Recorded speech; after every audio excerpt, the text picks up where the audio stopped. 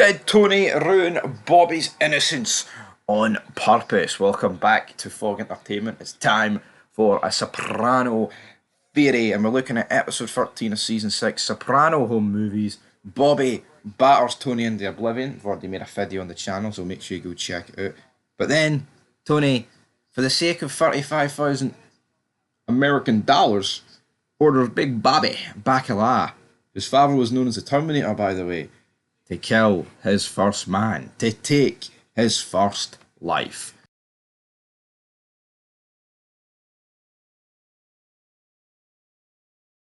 And the answer to the question is yes, Tony did it. And did he do it on purpose? Absolutely. Alright? You look at the way this episode played out, it's kind of a slow build, it's a slow episode. It's simply just Carmela and Tony hanging out with Bobby and Janice. You've literally got nothing really at the start of the episode apart from Tony. It's mad to say you've got nothing. Tony gets arrested and then he's released all within the space of like 10 minutes.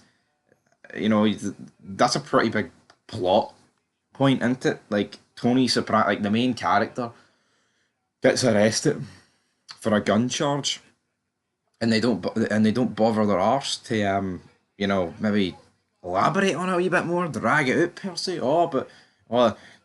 You're off with it, Tony, but guess what? Bad news is we're adding it now as a part of a Rico case, and Tony's just sitting there.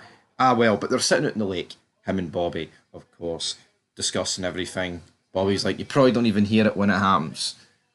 Is that going to allude to anything? Who knows? But, of course, you've got Tony hearing the stories of Big Bobby, and he's like, well, how come you never killed anyone? Your dad was the fucking Terminator. And obviously, what I like about this is the fact that, we've already seen Bobby Bacala Sr. in action, obviously played by the late and great Burt Young. I'm surprised, I know Bobby was definitely more of a jobber back then. That was like, season 3? But, I mean, Tony essentially sent Bobby Bacala Sr. into the Lion's Den. Now, they can try and pin, it was actually Gigi that did it, it wasn't Tony, right? I'm going to disagree big time. Tony's the one that put this in motion. And Bobby's the one that, has to deal with the consequences. His father's dead.